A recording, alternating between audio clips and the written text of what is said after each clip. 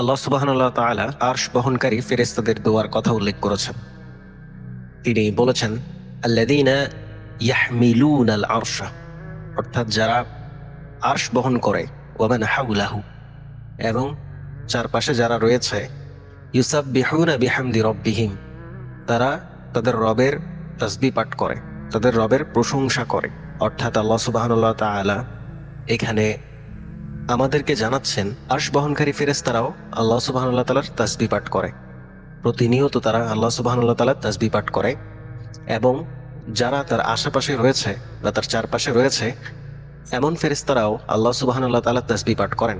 এরপরে আল্লাহ সুবহানাহু ওয়া তাআলা আমাদের এমন কিছু জানিয়েছেন যা আসলেই আমাদের জন্য খুবই আনন্দের বিষয়। এরপর আল্লাহ সুবহানাহু ওয়া তাআলা বলেছেন, ওয়া ইস্তাগফিরুনা লিল্লাযীনা আমানু, এবং এই যে আরশ বহনকারী ফেরেশতা এবং যারা চারপাশে রয়েছে সেসব ফেরেশতা ইস্তাগফিরুনা লিল্লাযীনা আমানু, তারা ওই সব ব্যক্তিদের জন্য ক্ষমা প্রার্থনা করে বা ইস্তেগফার করে আল্লাহ সুবহানাহু ওয়া তাআলার কাছে যারা ঈমান এনেছেন, অর্থাৎ মুমিন ব্যক্তির জন্য।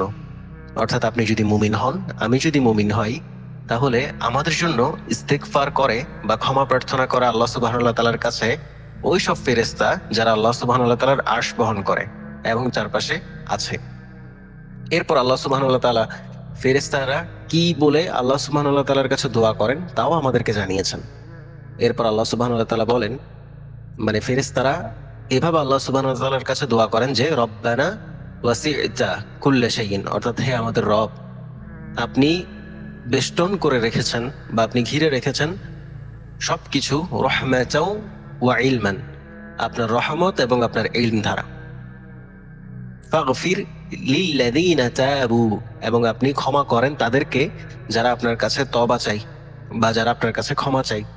অর্থাৎ মুমিনদের মধ্যে থেকে যারা আল্লাহ সুবহানাহু ওয়া তাআলার কাছে ক্ষমা চান, তাদের ক্ষমা যাতে আল্লাহ সুবহানাহু ওয়া তাআলা কবুল করেন সে ব্যাপারে আরশ বহনকারী ফেরেশতারা আল্লাহ সুবহানাহু ওয়া তাআলার কাছে দোয়া করেন।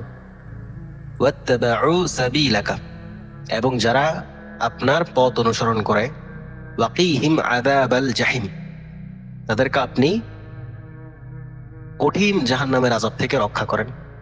অর্থাৎ তারা বলেন, আরশ বহনকারী ফেরেশতারা মুমিন ব্যক্তিদের জন্য এই বলে দোয়া করেন যে আপনি মুমিন ব্যক্তিদেরকে ক্ষমা করে দেন, এবং যারা আপনার পথ অনুসরণ করেন তাদেরকে আপনি ক্ষমা করে দেন এবং তাদেরকে জাহান্নামের কঠিন আযাব থেকে আপনি হেফাজত করেন।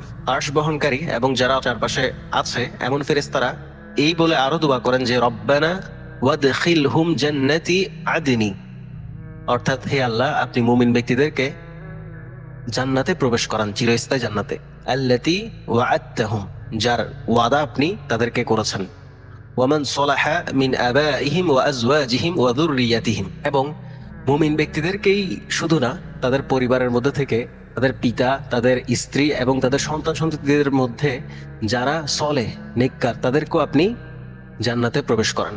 অর্থাৎ মুমিন ব্যক্তি এবং মুমিন ব্যক্তির আত্মীয় স্বজন বা পরিবারের মধ্যে যারা নেককার, তাদের জন্য ফেরেশতারা দোয়া করেন আল্লাহ সুবহানাহু ওয়া তাআলার কাছে, ইন্নাকা আনতাল আজিজুল হাকিম, নিশ্চয়ই আপনি তো পরাক্রমশালী, প্রজ্ঞাময়।